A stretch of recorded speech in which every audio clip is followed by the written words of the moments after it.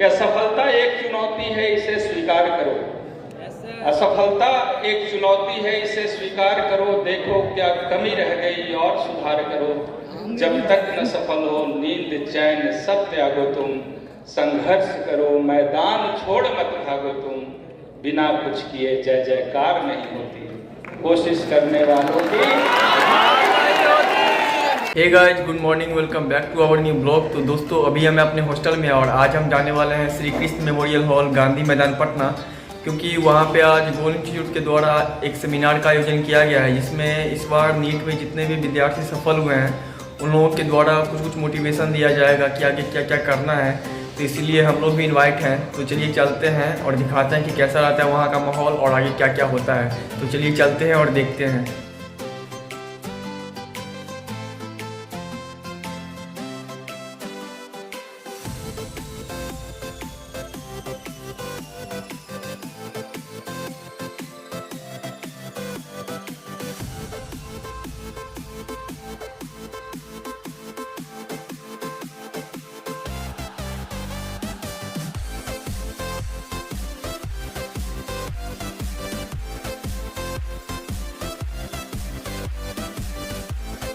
तो guys finally तो यहाँ पे हम पहुँच चुके हैं। अब जा रहे हैं अंदर और दिखाते हैं कि कैसा रहता है अंदर का माहौल। और यही है इसका मेन गेट और सभी लोग अब अंदर जा रहे हैं। अब देखते हैं कि अंदर क्या क्या होता है।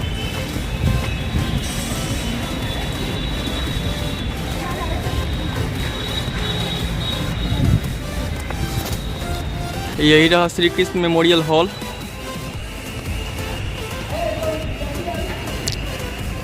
और ये इधर रहा श्री कृष्ण सिंह जी की मूर्ति और इधर ये गार्डन टाइप का है और उधर से सभी विद्यार्थी लोग आ रहे हैं।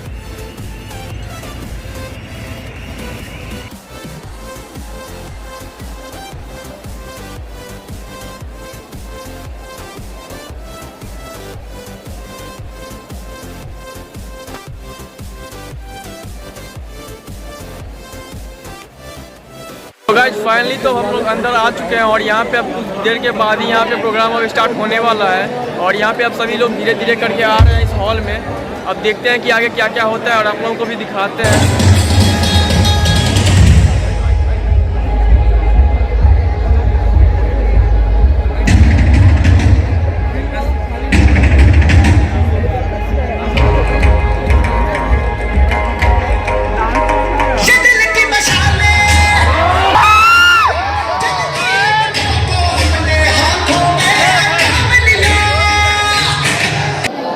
आप सभी स्टूडेंट्स का आज के इस सेमिनार में वेलकम है।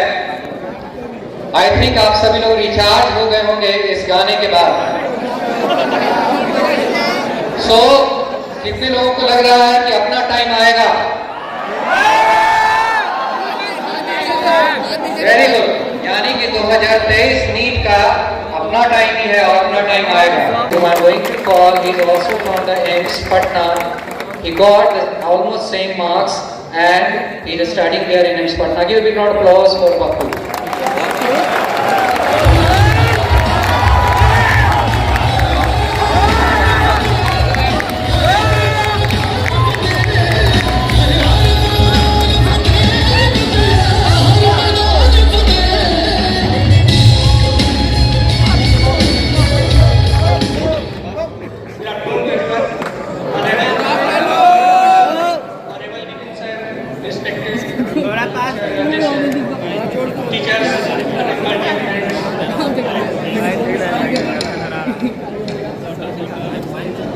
I recently joined AIIMS Patna. Now I study there as a first year MBBS student. यहाँ तक आप आए हैं, सुनना भी चाहेंगे और वो है honourable founder and MD of goal institute Vipin sir.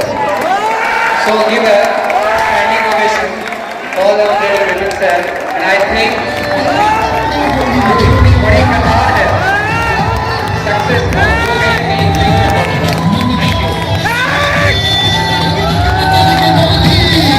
यह सफलता एक चुनौती है, इसे स्वीकार करो। असफलता एक चुनौती है, इसे स्वीकार करो। देखो क्या कमी रह गई और सुधार करो। जब तक न सफल हो नींद चैन सब त्यागो तुम। संघर्ष करो मैदान छोड़ मत भागो तुम। बिना कुछ किए जय जयकार नहीं होती, कोशिश करने वालों की। इसके बाद पढ़ाई की बात करेंगे। पढ़ाई की बात करने में हम शुरुआत जब करेंगे तो सबसे पहला तो मैं यही बताऊंगा कि जो परेशानी आपकी हो रही है, पहले उसका एक लिस्ट बना लेते हैं आपके साथ बैठ के। पहला परेशानी यह है कि पढ़ाई हो रही है हमारी, समझ में आ रहा है, कुछ टॉपिक समझ में नहीं आ रहा है। दूसरी परेशानी, कुछ टीचर को समझ पा रहे हैं और कुछ टीचर को नहीं समझ पा रहे हैं। तीसरी परेशानी, जिन्हें समझ पा रहे हैं उनके टॉपिक से ही टेस्ट लिया जा रहा है, लेकिन परसेंटेज हमारे नहीं अच्छे आ रहे हैं। घर से हमें क्वेश्चन पूछा जा रहा है, मनोबल मेरा टूट रहा है और हमारा इंटरेस्ट घट रहा है। यह सब परेशानी है आपकी। सिलेबस आगे चल रहा है, किसी कारणवश पीछे छूट गया था जो सिलेबस, आप टीचर के करंट टॉपिक को छोड़कर पीछे से आप पढ़ रहे हैं क्योंकि आपको परसेंटेज लाने की पड़ी हुई है और आप पीछे पीछे चल रहे हैं, टीचर आपके आगे आगे चल रहे हैं। यहाँ पे कैसे सिलेबस पूरा होगा, इसकी भी परेशानी आपके साथ है। जब आप टेस्ट देते हैं, टॉपिक पढ़कर जाते हैं, खूब मेहनत करके जाते हैं और परसेंटेज घट जाता है, नहीं आता है, क्योंकि एक्यूरेसी नहीं है, क्योंकि गलतियां आप ज्यादा कर रहे हैं और ज्यादा गलत होने से और ज्यादा तनाव आता है, मनोबल आपका गिराता है, आप थोड़ा वहां से डेविएट होते हैं। ये सब हो रहा है ना आपके साथ? हो रहा है। पॉइंट्स में मैं बातों को रख रहा हूं कि करना क्या चाहिए, आपकी स्ट्रैटेजी क्या होनी चाहिए। नंबर 1, सबसे पहले आप आज घर जाइएगा तो आपके पास फिजिक्स, केमिस्ट्री, बायोलॉजी 3 सब्जेक्ट है और ये तीनों सब्जेक्ट में 98 चैप्टर है। इस 98 चैप्टर को 3 लेवल में डिवाइड कर लीजिएगा। जो बढ़िया चैप्टर है, जिसको आपने अच्छे समझा है, जिससे क्वेश्चन आपका बनता है, उसको A लेवल के चैप्टर इंडिकेट कर दीजिएगा। फिजिक्स का अलग, केमिस्ट्री का अलग और बायो का अलग। इसके बाद जिस चैप्टर को आपने समझा तो है बट क्वेश्चन आपसे थोड़ा कम बनता है, ऐसे चैप्टर को B लेवल में आप डाल सकते हैं। और जो चैप्टर आपने पढ़ा है तो समझ में नहीं आया है या फिर पढ़ा है तो क्वेश्चन आपसे नहीं बनता है या किसी कारणवश छूट गया हो, ऐसे चैप्टर को आप C से इंडिकेट कर दीजिएगा। तो सबसे पहले 98 चैप्टर का लेवल डिफाइन करना जरूरी होता है। A, B और C में उस लेवल को डिफाइन कर लीजिए, अलग अलग कर लीजिए। इसका दूसरा वर्जन मैं बता रहा हूं कि अगर किसी चैप्टर को टीचर के पढ़ाने के बाद, खुद से पढ़कर आना और टीचर के पढ़ाने के बाद आप उस चैप्टर से लगभग 80% क्वेश्चन सॉल्व कर ले रहे हैं, मतलब वो A लेवल का चैप्टर है, 20% प्रॉब्लम आ रहा है। जिसमें 30% से 40% प्रॉब्लम आ रहा है वो B लेवल का चैप्टर है और जिसमें 50% या इससे ज्यादा प्रॉब्लम आता है ये C लेवल का चैप्टर है। इसको सबसे पहले सेग्रीगेट कर लीजिए, ये पहला काम आपको आज करना है। इसके बाद क्या करना है, जो टीचर अभी जितना टॉपिक पढ़ा रहे हैं, जहां पे हैं, इस बात को एकदम दिमाग खोलकर और बहुत अच्छे से समझना। टीचर जहां पे हैं और जहां तक जाना है, सिलेबस तो हम लोग समाप्त करेंगे, निश्चित रूप से बीच में छोड़ेंगे नहीं हम। 6 दिन की पढ़ाई होती है आपकी और अभी जिनका लेट एडमिशन हुआ है उनको हम 3 क्लास के बजाय 4 क्लास भी लगवाएंगे। तो पहले A level, B level, C level में चैप्टर को डिवाइड कर लीजिए। टीचर जो पढ़ाते हैं ना आपको 5 स्टेप, 5 मंत्र आपसे आज बताएंगे, बाकी पूरा सीरीज नहीं बताएंगे आज। 5 स्टेप सिर्फ बताते हैं, पहले भी बताए होंगे, ऑनलाइन में भी शायद मिला होगा आपने या फिर हम क्लास वगैरह में किसी से मिले होंगे, लेकिन ये 5 स्टेप लेकर और आज छोड़ देंगे। पहला काम होता है कि क्लास में टीचर जब पढ़ाने वाले जो भी टॉपिक उसको पहले पढ़कर आइए। A लेवल का चैप्टर पढ़ के आना है तो तरीका बदल जाएगा, B का अलग होगा और C का अलग होगा। हम C से शुरू करते हैं। C लेवल का चैप्टर टीचर पढ़ाने वाले हैं अपने क्लास में, कोशिश कीजिए कि NCERT से उसको पढ़ें, कम से कम केमिस्ट्री और बायोलॉजी का तो निश्चित रूप से। फिजिक्स हो तो बहुत अच्छी बात है और फिजिक्स में मैथमेटिकल टूल्स है, जैसे रंजय सर ने आपको बताया कि थोड़ा उसमें प्रॉब्लम होता है, लेकिन नेगेटिव मार्क लाने वाला बच्चा भी 36 क्वेश्चन को सही करके दूसरे साल आ सके, इसका मतलब रॉकेट साइंस नहीं है, किया जा सकता है, बड़े आराम से किया जा सकता है। और हम लोगों के पास एक नहीं अनेकों एग्जाम्पल है ऐसे पढ़े हुए। तो आपको C लेवल के चैप्टर को पहले पढ़कर खुद से समझने की कोशिश करनी चाहिए और उस क्वेश्चन जो आप पढ़ेंगे ना थ्योरी में 5 डिफरेंट टाइप का लेवल होता है। 40% लेवल उस टॉपिक का ऐसा होता है ना जो बहुत आसान होता है, इससे थोड़ा ऊपर 20% होता है। ये दो लेवल को कहते हैं बेसिक लेवल, ये दोनों 60% होता है। 60% को अचीव करने के लिए ट्यूशन कोचिंग की जरूरत नहीं पड़ती है, बट आपके पास ट्यूशन कोचिंग भी है। तीसरा लेवल पे इससे ऊपर रहता है 20% क्वेश्चन या 20% लेवल रहता है। इसमें स्मार्ट स्टडी और टेक्निकल लेवल के क्वेश्चंस पूछे जाते हैं। चौथा लेवल में 10% क्वेश्चन होता है जो टॉपर के लिए डिजाइन किया जाता है, और पांचवा लेवल पे 10% होता है जो एलिमिनेशन के लिए होता है। ये पांचों लेवल को भी समझना आपके लिए जरूरी है। अभी आप नहीं समझेंगे क्लास में, अगर कभी हम मिल लिए या ऑनलाइन में आपको जोड़ा गया और आप जुड़ गए तो उसमें साथ एक्सप्लेन हम आपको कर दें। यहाँ पे समझाने में थोड़ी दिक्कत हो रही है, बच्चे भी उठ के जा रहे हैं तो हम भी थोड़ा डिस्ट्रैक्ट होते हैं। तो फिर क्या करना है कि आपको ये 5 लेवल की चीजों को, 5 डिफरेंट लेवल में है तो कम से कम पहला और दूसरा लेवल तो खुद से सीख सकते हैं। सी लेवल का कोई चैप्टर है, टीचर आपको पढ़ाने वाले हैं, तो सी लेवल के चैप्टर को पहले पढ़कर आए तो लगभग 40% चीजें ऐसी है जो बिना टीचर के सहयोग का भी आप समझ सकते हो। इसके बाद जब क्लास में आइएगा और जो नहीं समझ पाए हैं, टीचर जब उसको समझा रहे होंगे ना, तो आपका जो क्यूरियोसिटी है बढ़ा हुआ रहता है, तो वो ज्यादा समझ में आता है। और जो पहले से समझे हुए थे उसका भी आप अच्छे से पढ़िएगा, रिवीजन वहीं पे हो जाएगा और समय बचेगा। मतलब पढ़कर जब आएंगे तो समझा हुआ चीज का वही रिवीजन कर लेंगे, और जो पार्ट नहीं समझ पाए वो क्यूरियोसिटी के साथ ज्यादा समझेंगे। इसीलिए आपके बड़े बुजुर्गों ने हमेशा आपको कहा होगा, आपके टीचर ने भी कहा होगा कि बेटा पढ़कर आना। पढ़कर आने के ये बड़े फायदे होते हैं, इसका और भी विस्तार है जो बाद में बताएंगे। लेकिन पढ़कर आने की बात मैं कहूंगा कि सी लेवल के चैप्टर को पढ़कर आइए, कम से कम 40% तो जरूर सीखा हुआ होगा। बाकी जो नहीं सीखे हैं उसे टीचर के पास सीखिएगा तो आपके समय कम लगेगा, आपको ज्यादा अच्छे से रिवीजन कर लीजिएगा और कम समय में अचीव कर सकते हैं। नंबर 2, क्लास में जब आए टीचर ने पढ़ा दिया, समझ में आ गया, उसके बाद क्या? उसके बाद जब चैप्टर समाप्त हो जाए तो चैप्टर समाप्त होने के बाद उस चैप्टर का क्वेश्चन को बनाइए, सॉल्व कीजिए। अब क्वेश्चन बनाते समय टाइम मैनेजमेंट और बहुत सारी चीजें होती है, आज से ही उसका आदत डाल लेना है। आपको क्या करना है? क्वेश्चन सॉल्व करते समय 4 बातों का ध्यान रखना है। कितने बातों का? 4। कौन कौन सा 4 बात है? गौर से समझिएगा, ये हमेशा काम आएगा। आज मेडिकल एंट्रेंस का प्रिपरेशन कर रहे हैं यूजी के लिए, कल पीजी के लिए भी कीजिएगा, तो ये 4 बातें आपको ध्यान रखना है हमेशा। ये जो 5 स्टेप बता रहे हैं ना, वो किसी कॉम्पिटिटिव एग्जामिनेशन के लिए जरूरी होता है। तो वो 4 बातें में सबसे पहली बात क्या है कि जब कभी भी एमसीक्यू की प्रैक्टिस करते हैं ना, तो पहले समय को सामने निर्धारित कर लीजिए। ऐसे एग्जामिनेशन क्या होता है, एग्जामिनेशन में टाइम फिक्स रहता है ना, 3 घंटे 20 मिनट में आपको 200 क्वेश्चन बनाना है। आईआईटी में भी बात करेंगे, सिविल सर्विसेज में बात करेंगे, जितना भी कॉम्पिटिटिव एग्जामिनेशन होगा सबके लिए समय सबसे पहले फिक्स किया जाता है। आप क्वेश्चन कैसे बनाते हैं? आप क्वेश्चन बनाना शुरू हो जाते हैं, आप समय फिक्स ही नहीं करते। तो आज के बाद वो बदलाव कीजिए कि पहले समय को फिक्स कीजिए। 100 क्वेश्चन फिजिक्स का या केमिस्ट्री का या बायो का है तो तीनों के लिए समय बदलेगा।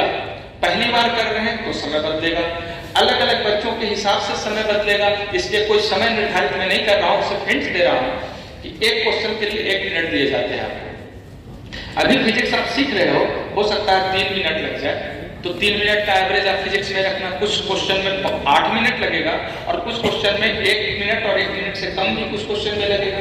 तो एवरेज 3 मिनट का देकर अगर 100 क्वेश्चन फिजिक्स बनाना है तो 250 से 300 मिनट का मैक्सिमम दे सकते हैं, इससे ज्यादा नहीं देना चाहिए। ऐसे 200 मिनट में भी काम हो जाता है।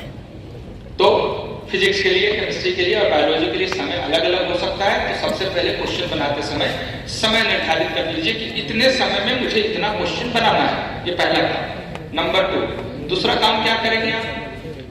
जो भी क्वेश्चन टॉप टू बॉटम है, आप क्या करते हैं? सीरियली क्वेश्चन बनाते हैं और फिजिक्स में यहीं से आप फंस जाते हैं।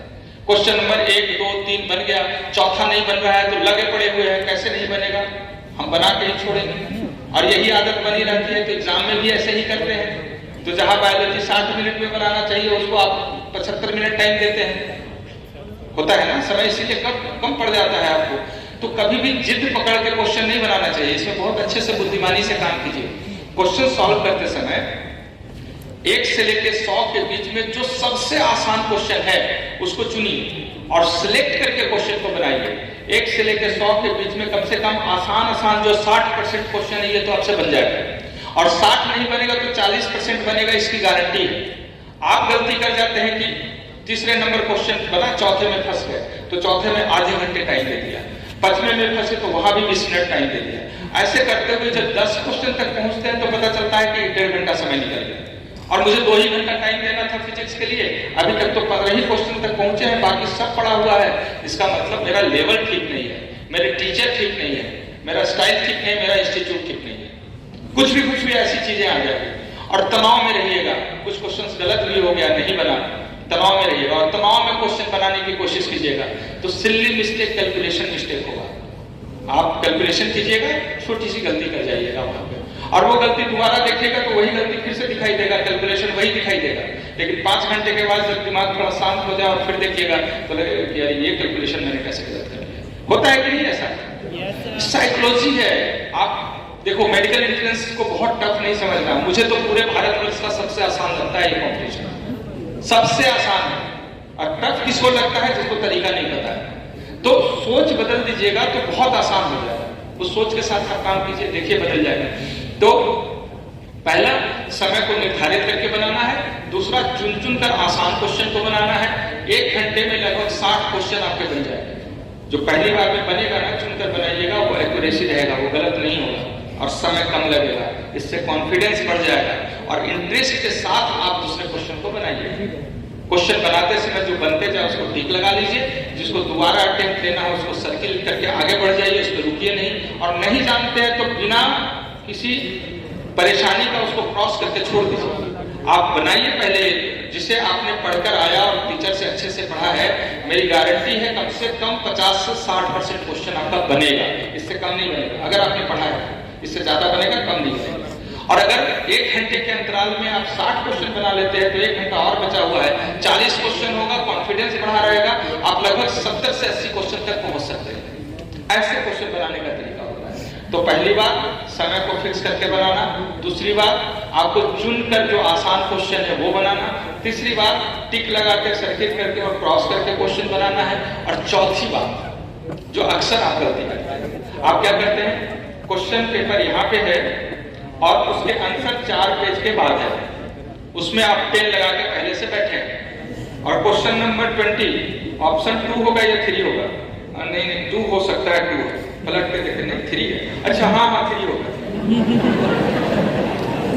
है ना, ऐसा करते हैं ना? तो मुझे आप सभी में से कोई बताए कि क्या यही ऑप्शन, ऐसा ही आंसर रहता है फाइनल एग्जाम में? नीट में ऐसा रहेगा क्या? क्वेश्चन इधर, आंसर नीचे रहेगा? तो ऐसी आदत क्यों आप डालना चाहते हैं? क्वेश्चन सामने देखेंगे, आंसर देखेंगे, फिर हम समझेंगे कि आंसर सही है या गलत। ये अपने को धोखा देने वाली बात है। इसलिए चौथी बात ये है कि पूरा 100 क्वेश्चन पहले बन जाए, उसके बाद आंसर से मिलाइए। पलट कर क्वेश्चन बनाने का काम तो आज से छोड़ ही दीजिए आप। तो चलिए आगे बढ़ते हैं। 4 बातें समझ में आ गई बात? पहला, समय मैनेजमेंट, टाइम मैनेजमेंट नहीं, समय फिक्स करके बनाना। मैनेजमेंट तो आगे बताएंगे। दूसरी बात, एक क्वेश्चन पे नहीं, यस, चुन कर बनाना। तीसरी बात, जो बनता है टिक लगाओ, जो दोबारा अटेम्प्ट लेना है सर्किल करो, जो नहीं जानते हैं उसको क्रॉस करो। चौथी बात, लास्ट में आंसर से मैच करना। और इस चारों के तरीके से बनाइए। थोड़ा कष्ट होगा, लेकिन एक बार आदत डल जाएगी ना आपको, तो फिर इसका मजा क्या आपको मिलेगा आगे आने वाले टाइम। तो हमने बताया था उधर कि पहले पढ़कर आइए, टीचर पढ़ाएंगे। दूसरी बात, तीसरी बात मैंने कहा था कि क्वेश्चन को प्रैक्टिस कीजिए और प्रैक्टिस करते समय इन 4 बातों को ध्यान रखिए। और उस प्रैक्टिस के दरमियान क्वेश्चन जब बना रहे हैं तो अगर कंफ्यूजन लगता है, आप 2 चॉइस में फंसते हैं, उसको जरूर सर्कल कर दीजिए, सी लिख दीजिए, सी फॉर कंफ्यूजन। जो बता रहे थे आशीष, सी फॉर कंफ्यूजन। जो टफ लगता है, नहीं आता है, उसको टी लगा दीजिए, टी फॉर टफ। आपको लगे कि ये सब क्वेश्चन को फिर से हमें करना है, और पूरा क्वेश्चन बनाने के बाद जब आंसर से मैच कीजिएगा तो गलती हो जाएगा। उसके बाद भी गलती नहीं होना चाहिए, क्योंकि कॉन्फिडेंस से आपने क्वेश्चन को बनाया है। तो ऐसे में आप उसको W लगा दीजिए। तो CTW लगाइए।